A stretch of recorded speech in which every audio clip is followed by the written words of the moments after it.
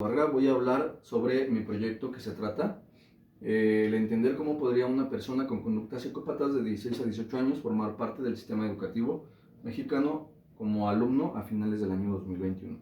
Bueno, antes que nada tenemos que entender qué es un psicópata, cuáles son sus características. Las características son las siguientes. Entre ellas destaca, esto cabe decirlo, es una lista de características desarrollada por Herbie Kerkley en 1942. Destaca la escasa fiabilidad, falta de sinceridad, falta de remordimiento, conductas antisociales, incapacidad de sentir apego, remordimiento o culpa. En este caso menciona consumo de alcohol, pero son más propensos a sufrir adicciones, encanto superficial, buena inteligencia, etcétera. Como se dan cuenta, son características antisociales, un tanto antisociales. Y bueno, es normal que las personas pensemos que una persona psicópata pues no puede convivir con los demás por el hecho de cómo es, ¿no? Ya que la psicopatía tiene varios estigmas a su alrededor por el hecho de que los crímenes más graves se han presentado por personas psicópatas.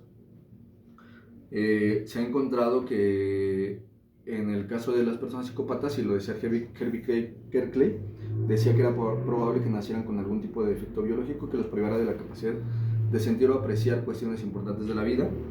La neurociencia se ha encargado, de hecho, a aclarar que hay distinción entre una persona normal y una persona psicópata en los sistemas de recompensa, placer. Por eso es que son propensas a vicios, a adicciones. Esto del placer recae en sus relaciones sociales y sexuales. Tienen una mayor concentración de testosterona, lo que lleva a mayor agresividad e impulsividad.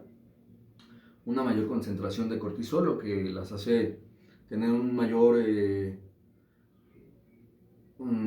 aguante, digámoslo así, hacia situaciones de estrés. Sufren de menor miedo.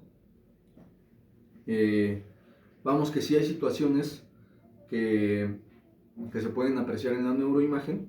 Sin embargo, todavía no son lo suficientemente estables como para aclarar qué es una persona psicópata y quién no es una persona psicópata. Además de que esto de establecer quién es una persona psicópata requería en varios problemas, y ahorita vamos a ver cuáles son, ¿no? Sin embargo, bueno, yéndonos a la historia, Bowlby en 1907 observó niños en orfandad. Bowlby era un admirador de Freud y él decía que la psicopatía se desarrollaba a partir de que los niños, pues vamos, eran huérfanos y no tenían una base segura, algo que podremos encontrar, por ejemplo, con la teoría de Vygotsky, con el andamiaje. Y bueno, decía que si los niños no encontraban en su base segura lo que ellos esperaban, pues corrían el riesgo de tener reacciones o malas relaciones personales e interpersonales. Freud desarrolló una teoría parecida con la parte de las madres frigorífico y culpaba de ello, por ejemplo, a los niños con autismo, ¿no? Pero bueno, ya con el tiempo se dieron cuenta que tampoco era así. Sin embargo, la relación materna padre-hijo sí tiene, o madre-hijo sí tiene bastante que ver. María Ainsworth, fijándose en los trabajos de Bowlby, creó unos modelos en donde revisaba los tipos de apego entre padres e hijos, y decía ella que lo mejor era el hecho de que fuera un apego seguro entre ellos, ¿no? Sin embargo, bueno, ya en investigaciones actuales, Alfredo Canseco Barba dice que hay dos tipos de psicópatas, y que estos son no un psicópata, sino son el conjunto de varias cosas, entre ellos, como decíamos, la situación fisiológica y la situación emocional, así como la situación exógena, que es la sociedad o el contexto donde éste vive, ¿no? Las situaciones traumáticas o que puedan desencadenar el hecho de que el psicópata pueda cometer un delito, que estas, bueno, ya se deben del contexto y no todos estamos expuestos a ellas, ¿no?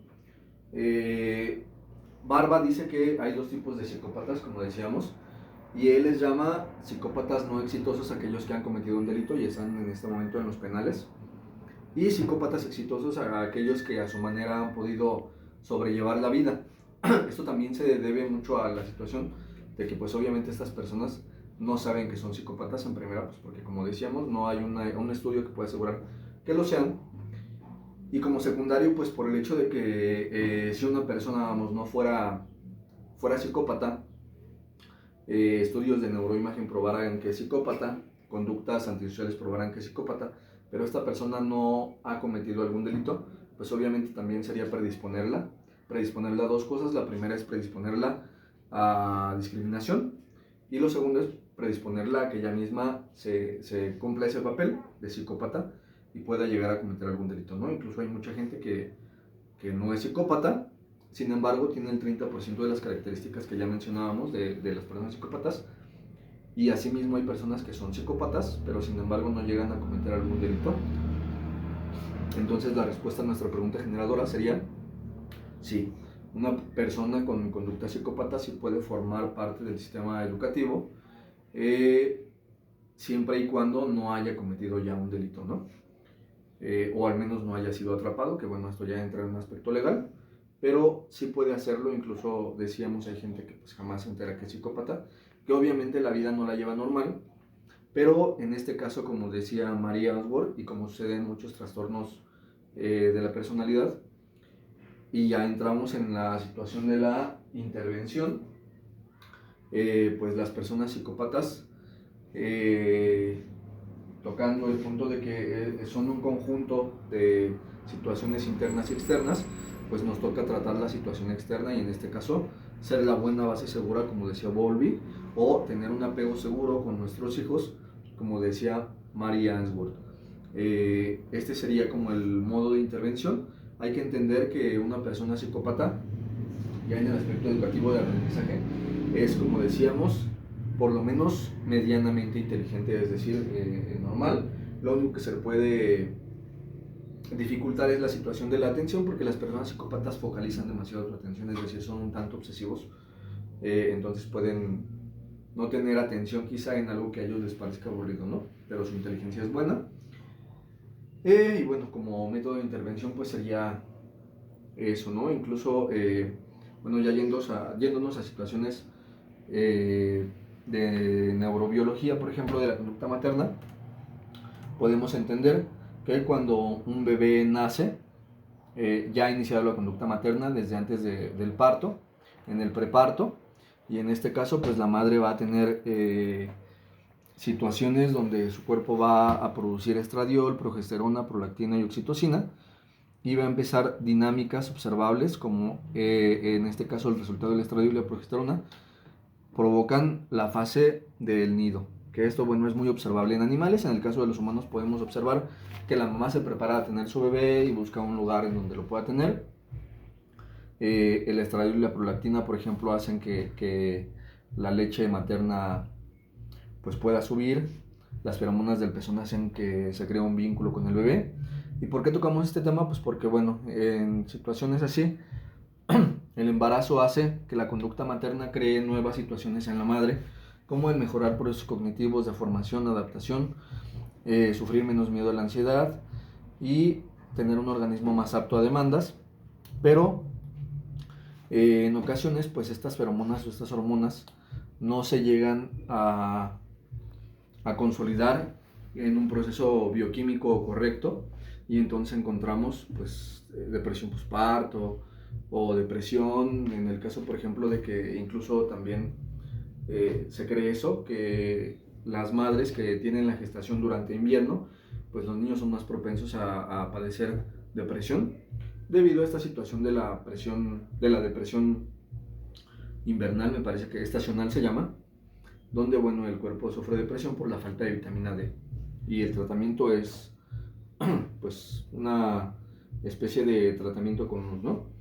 Pero bueno, cuando la conducta materna, cuando nace el bebé, la conducta materna se conforma de dos fases, que esta hablábamos de la preparto y ahora estamos hablando de la posparto, y el funcionamiento hormonal va a orquestar conductas afectivas, que son todas conductas como de acariciar al bebé, de mimarlo, de apapacharlo, y conductas instrumentales, que son aquellas que van a darle al bebé una supervivencia, como es el alimento, la limpieza, situaciones así. Pero bueno, se ha observado que de estas dos conductas depende la salud emocional del niño, porque cuando la conducta afectiva es menor que la conducta instrumental, se ha encontrado que hay gran riesgo de que los niños tengan muchas características de la personalidad psicópata. En situación de neurología, pues se ha encontrado que las espinas dendríticas no crecen en estos niños, las neuronas espejo tampoco se desarrollan como se debería, que son las que nos ayudan en la empatía, y son niños más propensos a vicios, más propensos a depresión, más propensos a ansiedad y a estrés.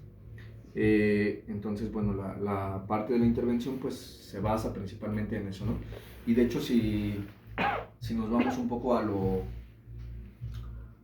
que conocemos, pues en casos, por ejemplo, como de Charles Manson, de muchos psicópatas conocidos, incluso de Juana Barraza, que no estoy 100% seguro de si sea psicópata, empieza el problema cuando hay una fijación o una alteración en la relación materna, sobre todo, ¿no? Entonces, pues, el método de intervención, diríamos, pues principalmente ser buenos padres, ¿no? Ser buen padre, ofrecer una buena base segura a los hijos, y pues eso es todo de mi parte. Gracias.